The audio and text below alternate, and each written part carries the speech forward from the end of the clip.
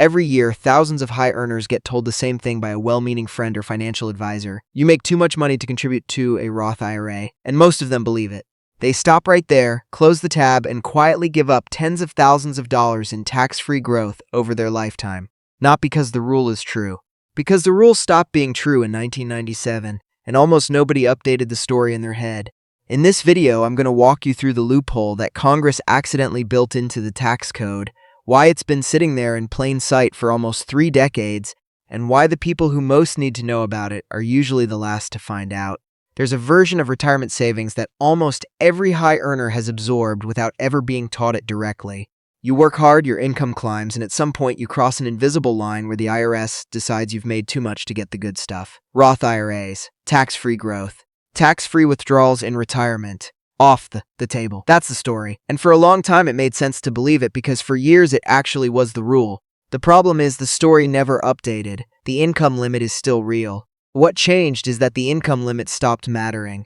Here's what almost nobody tells you when you start making 6 figures, and what most people still don't know a decade into their careers. In 1997, the Taxpayer Relief Act created the Roth IRA. It also, almost as an afterthought, created a separate mechanism called a non-deductible traditional IRA contribution. 2 different accounts, 2 different rules. For years, these stayed in their own lanes.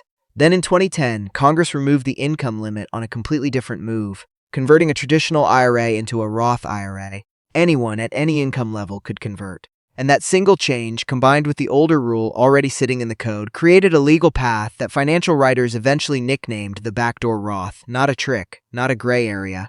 A door that Congress left wide open and then never bothered to close.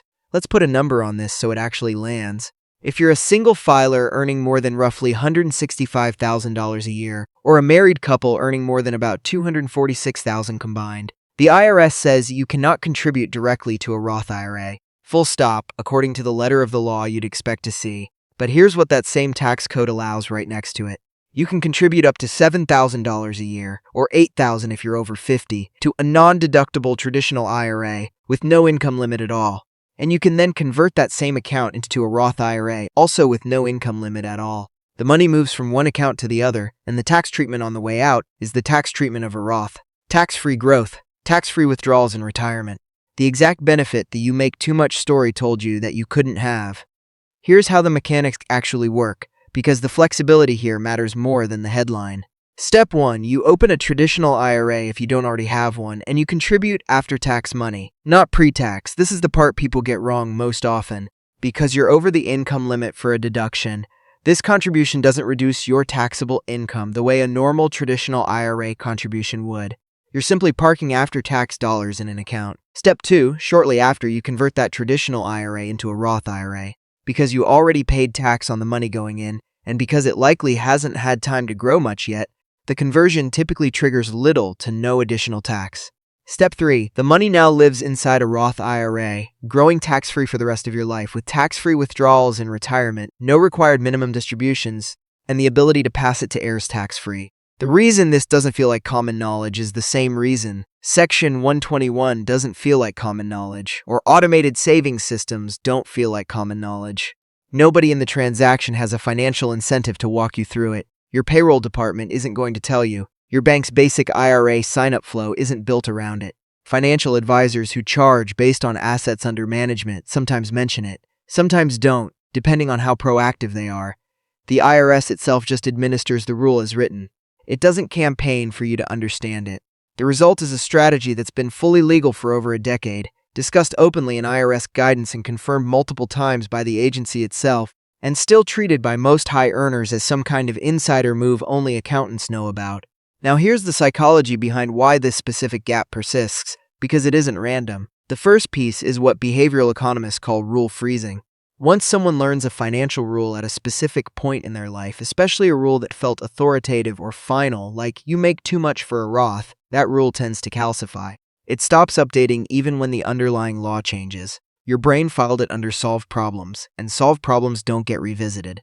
You don't wake up one day and think, let me go double check whether that Roth IRA rule I learned at 24 is still accurate at 38. Why would you? It felt settled.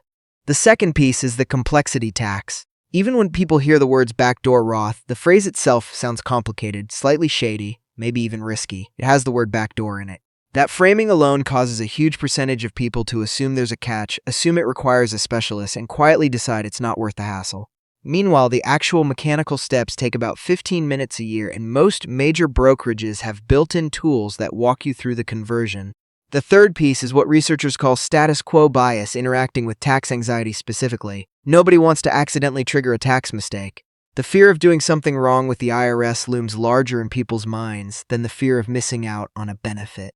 So when a strategy sounds even slightly unconventional, the brain defaults to inaction, because inaction feels safe even when it's the more expensive choice. Staying confused costs you nothing today. It just costs you compounding tax-free growth for the next 30 years, silently, in the background, where you'll never actually feel the loss happening.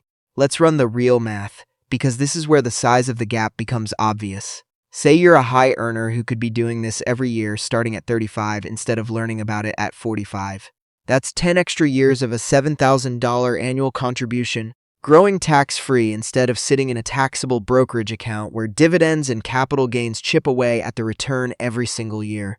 Assuming a conservative 7% average annual return, those 10 early years alone compound into roughly an extra $100,000 by retirement purely from the 10-year head start, completely separate from the ongoing tax savings on every dollar of growth for the rest of your life. That's not a rounding error, that's a car. That's a chunk of a down payment. That's years of expenses in retirement that simply didn't need to be taxed. And here's the part that makes this different from a lot of financial advice. Because this strategy compounds in a specific way most people don't think about. It's not a one-time move. You can do this every single year for the rest of your working life. $7,000 this year, $7,000 next year, $7,000 the year after that. Each contribution starts its own tax-free growth clock the moment it lands in the Roth. A high earner who starts at 30 and does this consistently until 65 isn't looking at one lucky loophole. They're looking at 35 separate tax-free growth streams stacked on top of each other, none of which the IRS will ever touch again as long as the withdrawal rules are followed. This is where the identity layer shows up again, the same way it did with people who follow every rule on their taxes. High earners tend to think of themselves as financially sophisticated. They max out their 401k, they have a diversified portfolio, they read the occasional finance newsletter, and because they've already done the responsible things, they assume they've covered the bases. Updating that self-image to include "I've been missing a legal tax-free growth strategy for a decade" requires admitting a gap, and identity-protective thinking makes people less likely to go looking for information that contradicts a belief they've already built their financial self-image around. So the exact people with enough income to benefit the most from this are often the exact people least likely to go double-check whether the rule they learned years ago is still the whole story. There is a small window of risk worth naming, honestly, because this channel doesn't do the thing where everything sounds like free money with no fine print. If you already have money sitting in other pre-tax traditional IRAs from old rollovers or old employer plans, the IRS uses something called the pro rata rule, which can make part of your conversion taxable based on the ratio of pre-tax to after-tax dollars across all your traditional IRA accounts combined, not just the new one.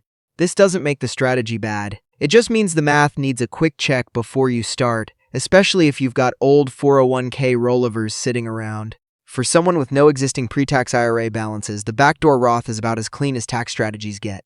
Here's what this actually means for you if you're sitting somewhere above that income line, quietly assuming the Roth door closed for you years ago. It didn't close, it moved. The direct entrance has a sign on it that says you don't qualify, and that sign is technically accurate. But there's a second door 15 feet away that's been unlocked since 2010, and almost nobody walks through it because nobody told them it existed.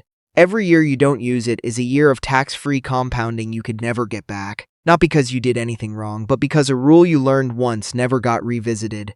So if you're above the income limit and you've never looked into this, that's the piece you needed today.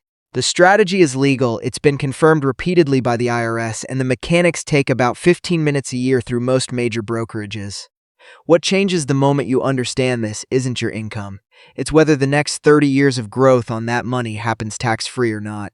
And if this raised more questions than it answered, specifically around what happens if you already have old 401k money sitting in a traditional IRA, and how to actually check whether the pro rata rule affects you, that's exactly what the next video covers.